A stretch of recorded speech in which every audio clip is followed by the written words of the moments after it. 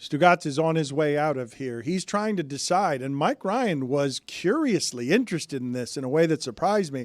He's trying to decide whether to take the 90-minute flight to New Orleans or just drive up right after the show, just drive 11 hours and get there by midnight. I was stunned to hear Mike Ryan be interested in this, although I do understand adding at least a couple of hours to your trip if you don't want to deal just with the airport. Getting to the airport, bothering with people at the airport. This is adding 10 hours to my trip. I think there's just a lot in the news as to why you'd want to avoid airports and airplanes. I get it. I've gotten way more scared of air travel over the last couple of years. You want to make the drive, or what do you think? Me and you?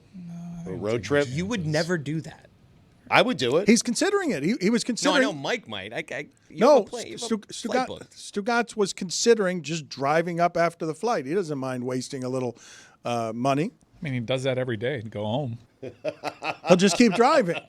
He'll just never stop. Another hour? He'll just miss Past the his exit house, past his halfway house. point.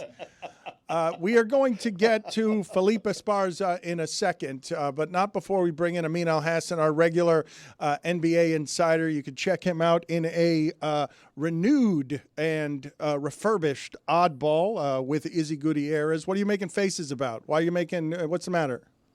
Who's Felipe Esparza? He's a comedian. He's got 3 Netflix specials. What's the matter with? Okay. Right. I honestly thought it was a baseball player. I was like, what baseball player? What did something happen in baseball where they got this guy coming on? I thought maybe I don't know, maybe New Marlin or something. All right, so put it on the poll at LeBatardShow. Felipe Esparza, new Marlin or a new comedian? You know what? Now we have to ask him if he knows who Amin Elhassan is. Yeah, okay. Yeah. We will do that in a second. Amin, what were your thoughts from all you've read and consumed? This is a lot of consensus here. Give me some answers to some questions. Incompetence by the Mavericks? Why would you not go to all the teams and see what you could get? Well, first, I'd like to start off by calling you an absolute fraud because there's no way you go to the bathroom for number 2 and you're not on your phone. What are you doing? You're just alone Great with point. your thoughts during that time? Thank you. You're lying. A newspaper, maybe. If you told me, oh, wait, I still pick up the paper. No, there are books in the bathroom. There are physical books. Yeah. Okay. Okay. I stand corrected. You're rereading these books? Have you finished them? Do they get new books? And when you're done with them, I'm in the middle of like 7 different books. what do you do with them when they're done? Because you can't donate bathroom books. You've read on the toilet. Sometimes I could take that out of there. Sometimes I can't. If you're reading 7 books, Dan, you're not reading one. I mean, Put it on the poll at LeBatard Show. Can we spell the booth? I mean, go ahead, please. Okay, so, obviously, I got notified of this, and my buddy who let me know said this is the biggest trade in NBA history. And I wanted to fight back and say, no, that's not true. We're just being prisoner of the moment. And I thought about it, like, this is the biggest trade in NBA history because we've never had 2 superstar players in their primes, and Anthony Davis, yes, is still in his prime, getting traded for one another mid-season like that, let alone completely caught off guard for the entirety of the league. I want to thank Rob Pelinka and Nico Harrison for showing everybody that you don't have to whisper, hey, I think we're about to do this deal. You should go out and tweet and see what the public thinks. No, do your business behind closed doors. All these leaks that we've accepted as this is just how things are nowadays in the internet age. Nope, there are still people who can keep secrets. And by the way, you know who one of those people are? Danny Ainge, because he was the third person in this deal. Danny Ainge made this happen by being that kind of stowaway zone where Jalen Hood-Schifino ends up. You say this, but still an act of either negligence or incompetence not to go to every team in the league to get the valuable asset that you have a maximum value, no? I think this is the part where it gets complicated, it gets tricky. Because when you have a 25-year-old face of the franchise, maybe perhaps one of the faces of the league, cornerstone superstar player, it's not like dangling, Duncan Robinson in a deal where it's like, oh, my name's in the rumors. Like, you'll be fine. It doesn't work like that. That is, you only get one shot of trading. I mean, I was that. theorizing that if you're going to blindside him by taking $100 million away, you do not want anyone knowing that. Because also, if let's say the Lakers had said no, or if they had gotten to a place where the deal wasn't going to get made, You want to be able to walk back into that workplace and not be super freaking awkward because you tried to trade the face of the franchise. The need for secrecy means you cannot go around talking to a bunch of people. And when you think about it in that regard, I understand. Apparently they talked to two teams. One of them was the Lakers. We don't know what the other team is. My theory is it's Milwaukee and it's Giannis Antetokounmpo. That's as I look through the caliber of players where this deal would work for Dallas, listening to what Nico Harrison saying he prioritized in coming back in this deal, and then a superstar that you had to have believed might be available. How many teams say no to Luca, to their best player for Luca? Give me the number of teams. Denver with Jokic, San Antonio with Wembanyama, Milwaukee with Giannis. Look, I think Golden State probably says no with Steph, even though we'll say, well, Steph is 35 and this kid is 25 and that's 10 more years. I don't think you can crater your franchise in that way. And then there's another level of this, Dan, where it's like, I'll say no because I don't think Luka will stay. And I think Milwaukee's one of those places. Milwaukee knows that Giannis doesn't have a problem with the market. He doesn't have a problem with the weather. He doesn't have a problem with the lack of endorsements. Giannis's big issue in Milwaukee, if he has one, is when are we going to win another championship? And so to have that and know all of those things is way more important than the unknown of, well, maybe Luka will like it, maybe he won't. And so I think that there's a little bit of that at play as well. LeBron knows nothing. LeBron is at dinner and learns at dinner. Yeah. So like that, this is where it gets really complicated. He learned it at dinner. I don't believe LeBron learned from the internet. I just don't believe that. If the deal is done, and the deal was done in the middle of the game, as I was told, they consummated that deal pretty much. They agreed to the final terms in the middle of that game. Rich Paul had known for 48 hours. At that point, once it's a done deal, I think Rich tells LeBron. Maybe LeBron found out during dinner from Rich. You think Rich is keeping that from LeBron for 48 hours as part of his agent duties? I do, and I think Dan, for you have a very bad habit. I got to call you out on this. You lump Rich, LeBron, and Maverick together all the time. They are separate people. They're involved in separate business ventures. Sometimes they collaborate, sometimes they don't. So and making a point about Rich Paul and LeBron, you said, and they're looking for $5 billion to invest in a rival. No, that's Mavericks' thing. That's not Rich's thing, and that's not LeBron's thing. But these are lifelong. But wait a minute, I mean. But Dan, should I associate? No, fair enough. No, fair enough. But these are lifelong friends, and these are business associates who have trafficked over lifelong friendships, and their allegiances are going to be to each other over Anthony Davis or the billion-dollar investors. I think Rich Paul is a professional. He takes his job very seriously. And as such, I think he does look out for his client, Anthony Davis, over his friend LeBron James in that instance, especially because the other part of this is not like they traded Anthony Davis for, again, let me stop picking on him, but like Duncan Robinson and Haywood Highsmith, right? Like they traded him for a superstar player. So I mean, would you not agree that LeBron James and Rich Paul are the greatest of friends? They're great friends, yes. Okay, so you're telling me that Rich Paul is so honorable that he's going to make sure to take care of the same client he pulled out of New Orleans in order to get LeBron a fountain of youth in Los Angeles, that his loyalty and is going to be to his job and his client and not to his one of his best friends, who is also affected, whose entire economy is affected by this. He's the reason he has those clients, though. I mean, hold on. Do you think that LeBron benefited more from Anthony Davis than Anthony Davis benefited from getting traded to the Lakers to play with LeBron? Is that what you're implying? It worked out for both of them, but Anthony Davis was brought to be the guy who helped LeBron age. Dan, you're not answering my question. I'm asking you, do you think LeBron James benefited more in his life, his career, his legacy from the addition of Anthony Davis than vice versa, than Anthony Davis benefited from getting to leave New Orleans to go be a Laker and play with LeBron James? I do not. Okay. So it wasn't about helping LeBron. Sure, LeBron got helped. Sure, LeBron's interests were served. But it was about helping Anthony Davis. Rich Paul was servicing his client Anthony Davis in that regard, getting him out of a situation for a franchise that wasn't winning, from a small market to play with a superstar who was going to help elevate Anthony Davis. And as we look at it now, Anthony Davis is a top 75 player. Does that happen if he doesn't go to the Lakers? Because LeBron's still top 75. LeBron's still considered one of the greatest. We're still having LeBron versus Jordan arguments if Anthony Davis never goes to Lakers. But is the opposite true? Does Anthony Davis get to be a top 75 player if he doesn't leave New Orleans? Is that rhetorical? I agree with whatever you say.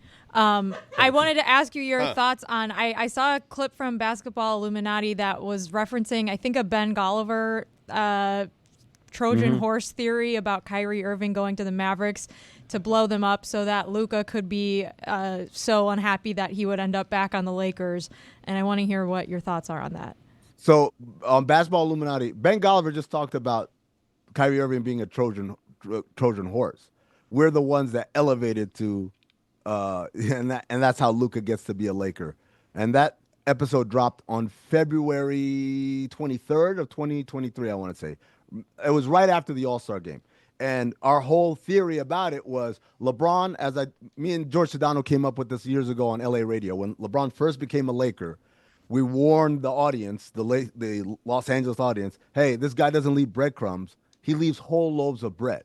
And so Tom and I and Anthony Mays, we went back and we looked at like the all-star drafts because LeBron leaves whole loaves of bread. Who does he draft high in these all-star drafts? It tells you who he likes, who he really wants. He took Anthony Davis #1 overall in 2020 when Anthony Davis was a Pelican. There you go. That's a flag up. Now Anthony Davis is his teammate. He takes him #1 in each one of these drafts, but the next pick he takes is Luka Doncic. And so we made that connection there. We read the tea leaves. We connected the dots. We kept our third eye open. And so 2 years ago, we predicted that Luka Doncic would be that should be a victory lap. That is sports radio, my man. I think you should be victory lapping right now while you're on your couch. I do believe we are underestimating Anthony Davis, though. Yes, he benefits from being LeBron's #2, but he's forever considered a #2 because we never got to see him as the #1 after New Orleans. And I don't know that that's what we're going to see now. I think you yourself are devaluing how good Anthony Davis is. I am not. I am. So Bomani said it best. We need to stop pretending like Anthony Davis is Dale Davis, right? Which is a great call, great pull by Bomani. But he's right. Like this is an elite defensive player, all defensive team, perennial, who is also an elite offensive player. There are not too many players in the league that we can say with certainty this guy is both all NBA and all defensive team every year, barring injury or something like that. I'm just telling you, with regards to who helped who, LeBron helped Anthony Davis way more in terms of his legacy and how he's looked at than vice versa. What's the most interesting thing about all of this to you? All of it. There's something the Mavericks know about Luka that they're not telling us. There is something there that we don't, and I'm not saying it's like, oh, it's medical or it's physical. It might just be they felt strongly that he's not going to stay. And this isn't the first time we've had this. It's going to sound like a ridiculous comparison given what happened afterward. But once upon a time, Dan, Darren Williams was looked at as him and Chris Paul, who's the best point guard in the league. He was a franchise player. And the Jazz, in the middle of the night, traded him to Brooklyn. We didn't even know he was available. And he had like a year and a half or 2 years left on his deal. So it wasn't even one of those, he's going to be a free agent. We got to get something for him. And at the time, the Utah Jazz said, look, we are not confident that this guy is going to stay. And if he's not going to stay, we don't want to wait until we lose the leverage. We want to go out there and do the deal that we want to do ahead of time. And so they moved him. This is like that times a million. And so for me, I'm thinking about that part of it. There's that part of it. Is it a Darren Williams thing where it's like, we got to get out ahead of this? Or is this and this is an extreme example again, Zion Williamson thing, right? Think about Zion Williamson after like his second year. If the Pelicans were like, he's great, he's awesome, this is an elite talent, but I don't know. I think we're going to be stuck in this cycle of him never getting in shape and then, playing and getting in shape and then playing great and then getting hurt again and then he's out of shape. and we have to pay him all of this money, and our franchise is stagnant because it all hinges on whether this guy is ever going to take that part of it seriously.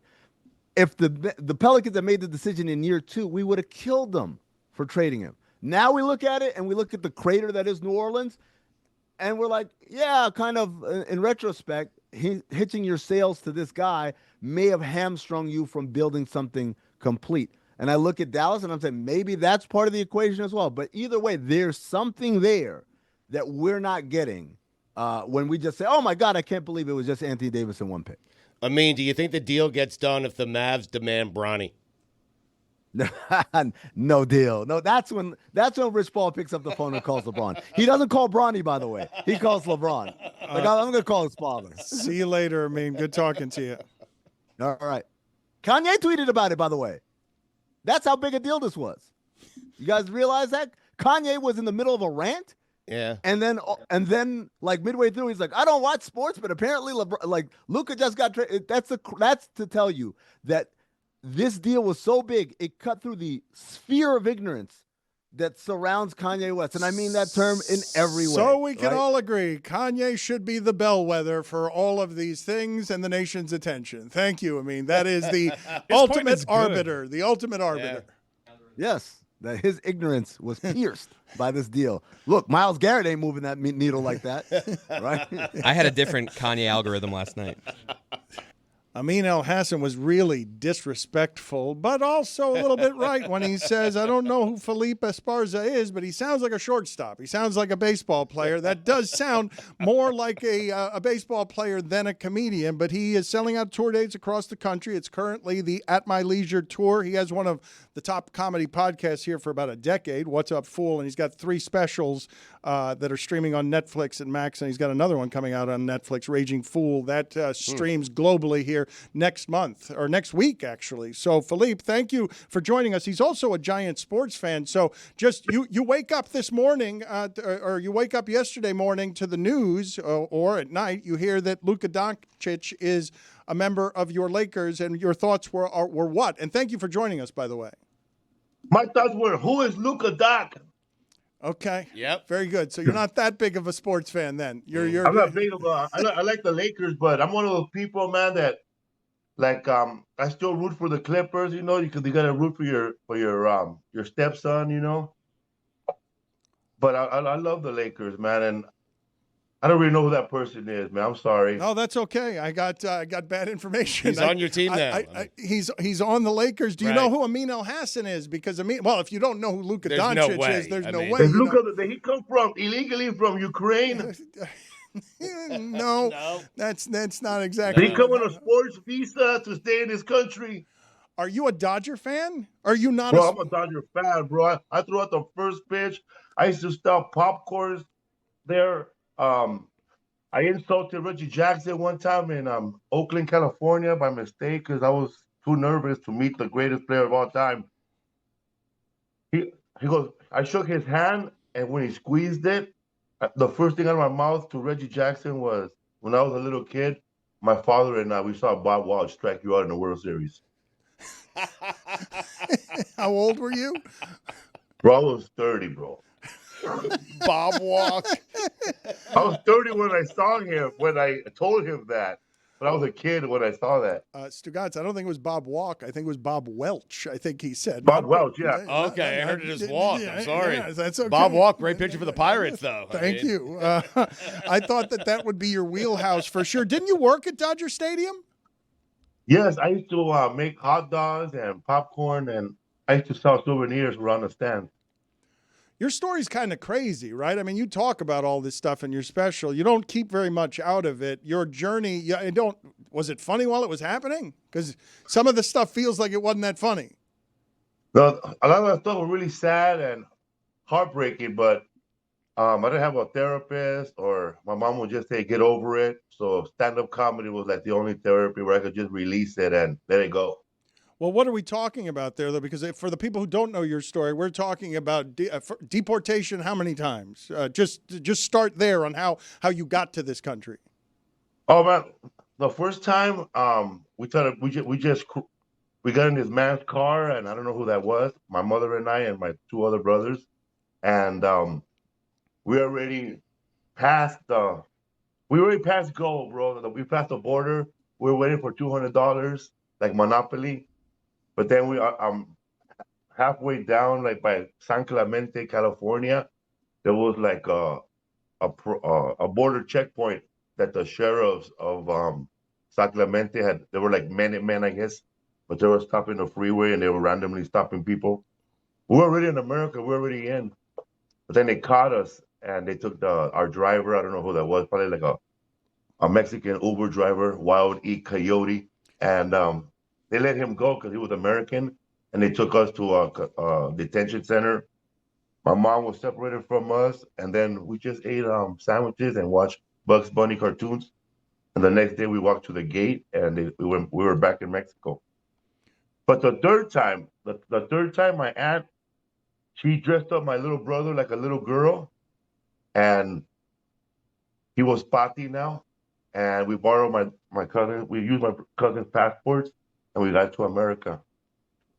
Yeah, some people come out of the closet. My brother came out of the country. These stories obviously are not being told by many people on the stand-up comedy tour. How unlikely is your story, the idea that you have comedy specials? Like, does that even register with you, the idea of being able to make this kind of career with your freedom when, you're remembering the time you're in America, you're close to your dreams, and your dreams probably didn't look exactly like this? Yes, and I didn't know this when we crossed the border and all that. Like my parents didn't like tell us. They were not like a coach. They were not prepping us. Like, all right, you're gonna be a girl. You're gonna be this guy, and so we didn't know. We just chilled. We're innocent little kids, and my mom would just tell us after school, don't talk to nobody. Just run home. I wonder, you can laugh at some of this stuff, but you see where we are in the country right now at a Raptors game, and the Canadian people are supposed to be polite. They're booing the national anthem. The things that America, Treason. the things that America is doing is landing poorly, and they are making stories like yours and people like you the other. You do what with that politically as you live in the middle of it, but are grateful for what this country provides or has provided. Yes, and I just became a U.S. citizen 3 months ago. Congratulations. Yes, it is funny because my parents, they became U.S. citizens before me. It just took me a while. And I feel great, man. Like, I feel like, I joke about it now, but I feel like now I could commit crimes without the fear of deportation.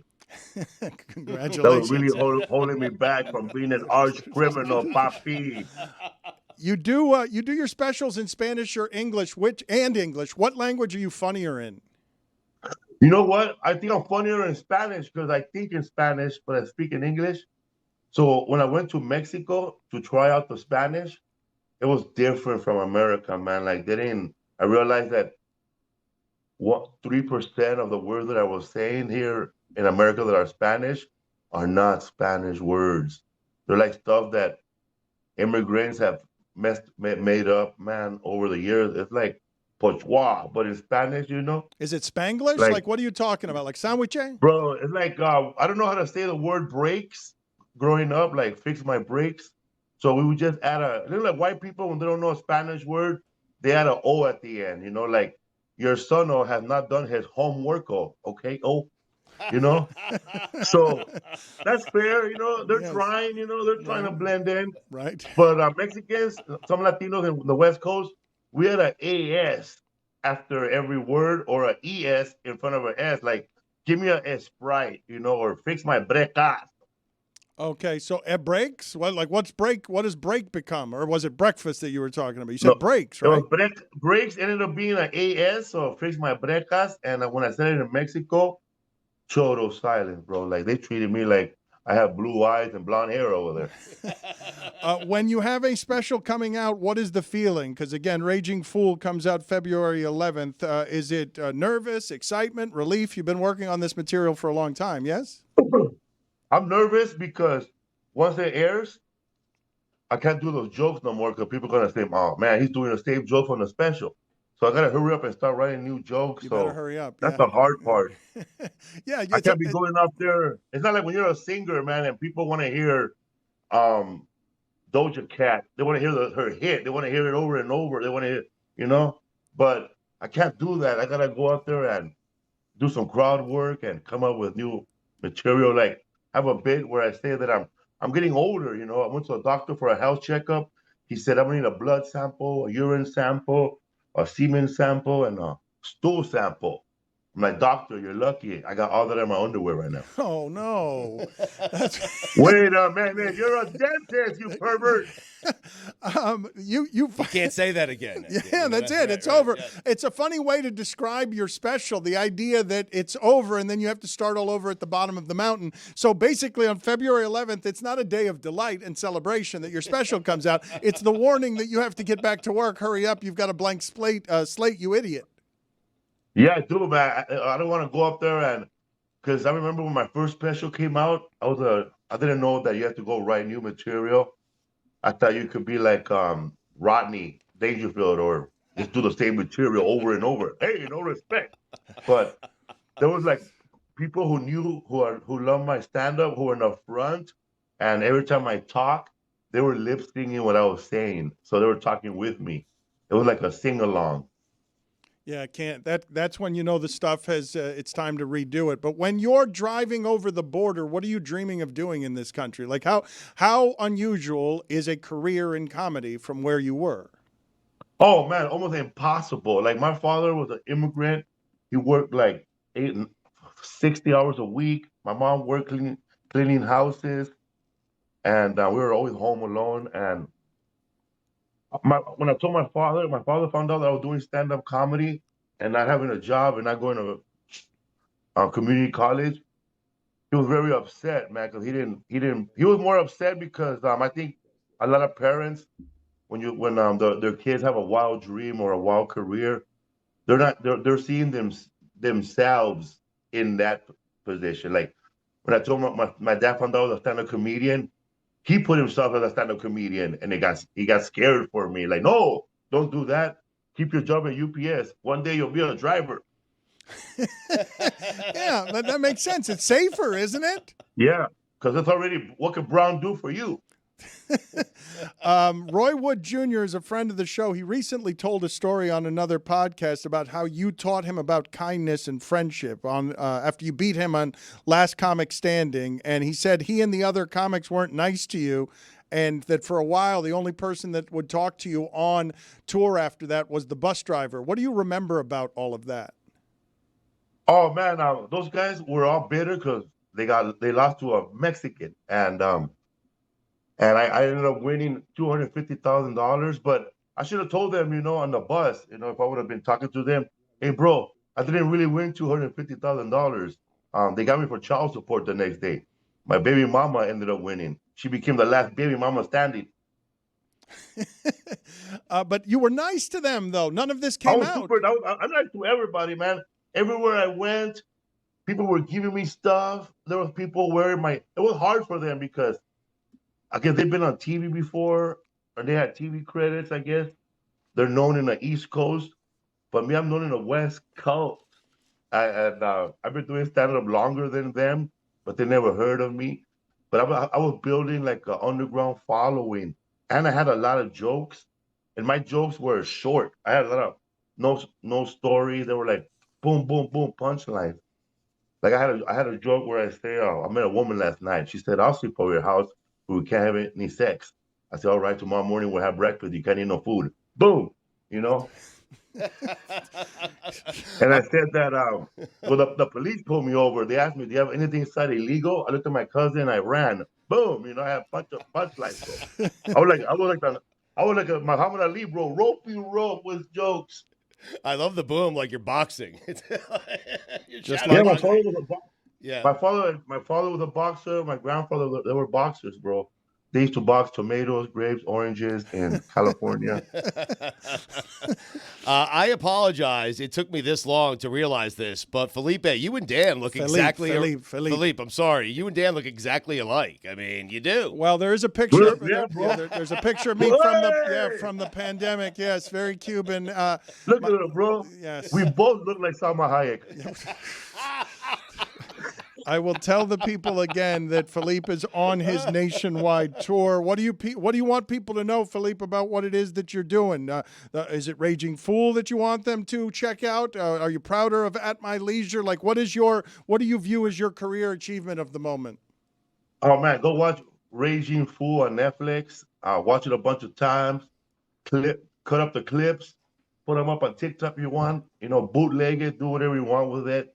It's all for you, man. That's very generous of you. Thank you. Spread the love. Yes, we will spread the Mexican love. Thank you, sir. We appreciate your time on the show. Thank you for taking it. Thanks for having me, man. Let's go Dodgers. Also, I'm a big Raider fan, even though we're over a decade. Yeah, I asked you about the Lakers instead. Go ahead. I'm sorry. Do you know who Pete Carroll is? Oh, yeah, man. Well, we could have the Pete Carroll, 10 Pete Carroll. We still have the same team, though. Yeah, that's part of the problem. We are over a decade, bro. I mean, you got to understand, bro. You got to be a team that shows up and ready to play every Sunday. The fans are more prepared. Look at the way they're dressed. They're cross-dressing. They're wearing black and silver. I mean, we're the only fans that have we have a wave with a boo in it. Boo. Yeah, that's it's 22 years without a playoff victory. But your Dodgers are cheating. Yeah, man. The Dodgers, man, we're the best. People say we're cheating, but we're just LA, bro. We're the best. Okay, but you're cheating. Like, it's not fair that you get to buy all the players, and just because you get to hold up your fingers, LA is the best, you're still cheating. It's not right what you're doing to baseball. But that's the way it is, bro. Back in the day, the Yankees had all the money, and they won all the World Series, and just sad because I remember when the Braves had the best 5 players in the league, and they never won a game because they couldn't afford to get hitters. Yeah, that is part of the problem. But you have all of them. You have the guy, and you have the one that pitches and hits. You have the one that does both of those things. Thank you, Felipe. Good talking to you. The Angels didn't want to pay them the money, bro. They didn't want to get rid of Trout. Yeah, $2 million. They want to keep Orange County all white. They don't want a Chinito in the team. Deferred payments, $2 million for Ohtani. Get out of here. Goodbye. Shout out to my boy from the Angels, Joe Adele. That's my man. Okay, but they weren't the California Angels. They were California Angels 10 years ago. Oh, they're going to go back, bro. They're going to change. The owner is Mexican. Yep. He's going to change the team. The owner of he's the first white person, first Mexican, bro, to have white people out in the fields. Opposite, All right, get out of here. Goodbye. Good talking to you. See you later.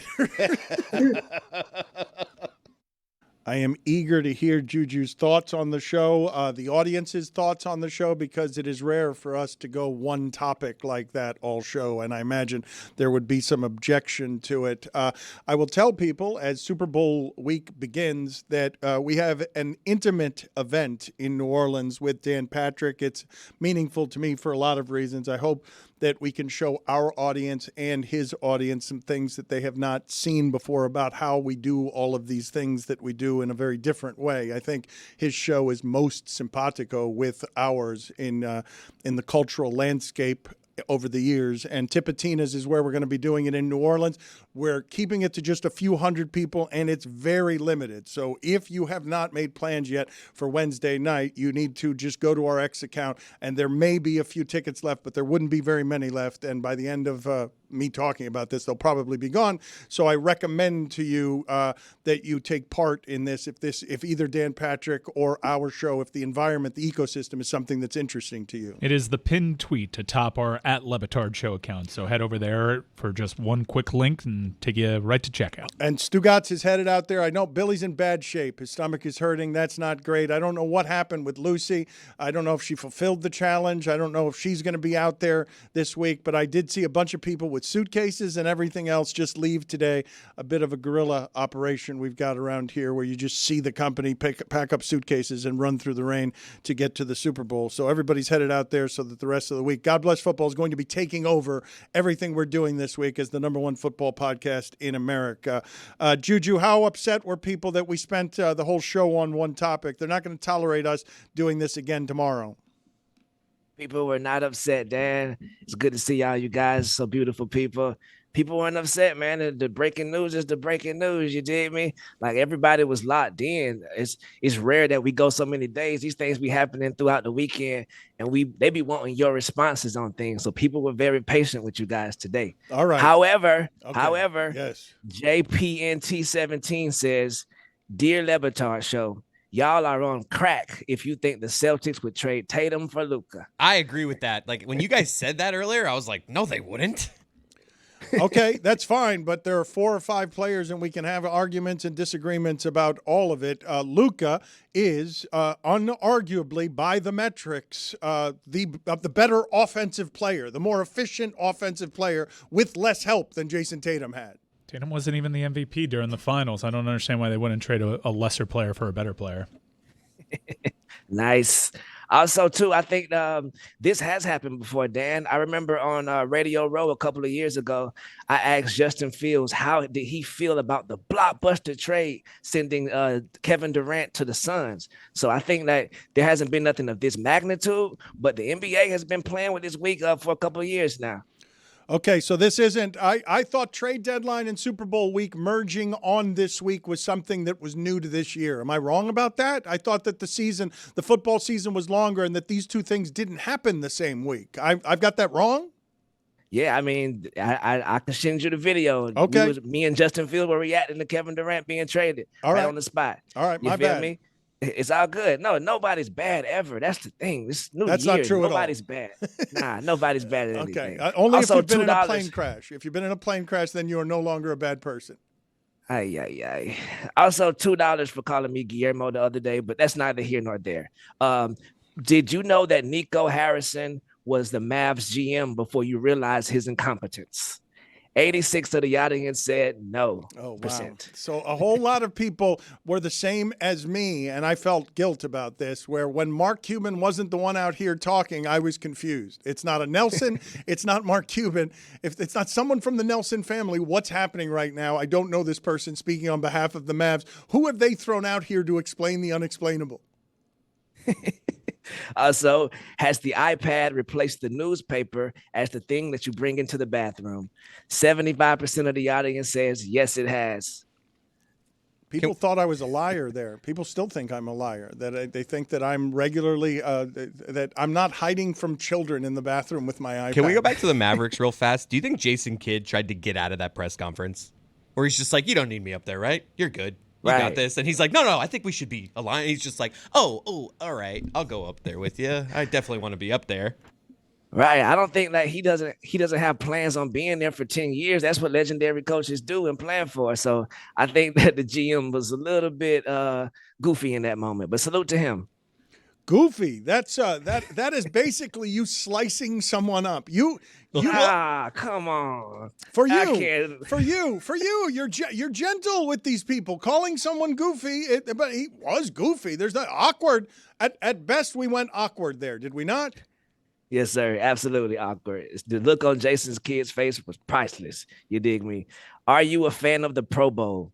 92% of the audience says no, they are not. So, Jessica, what's happening there? Where I think it is just popular to complain about the exhibitions. Some people just don't really like football, and that's fine.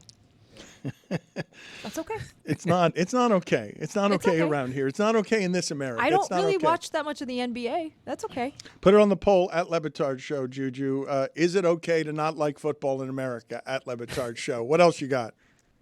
Is it wrong if a Jim Nance interview takes place anywhere other than in front of a fireplace? 90% of the audience says yes, it is very wrong.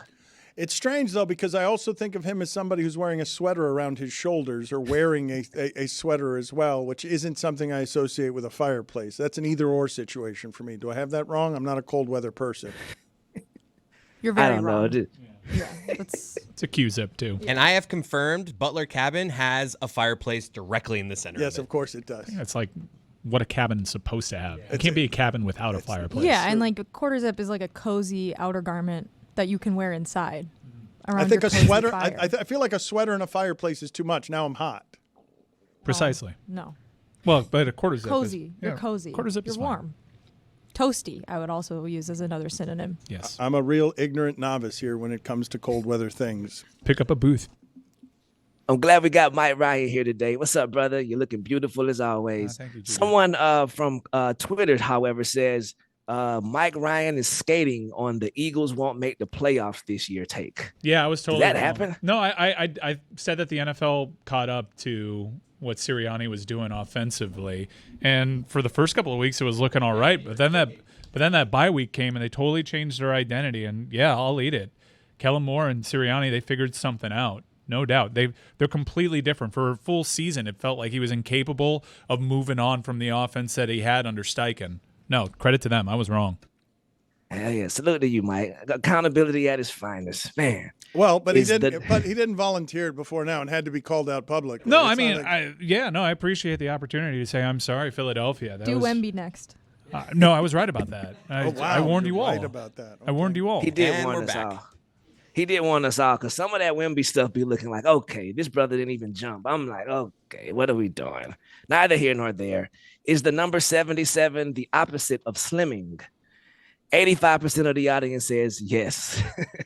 You say neither here nor there, but as a basketball head, Juju, your thoughts are that De'Aaron Fox is going to become what next to Wemby? Because that has the potential of being very quietly a really smart strategic move that De'Aaron Fox just made. Nobody ever wants to be traded to San Antonio. I don't know that I could give Wemby a better compliment than he wants people to come play with him in San Antonio.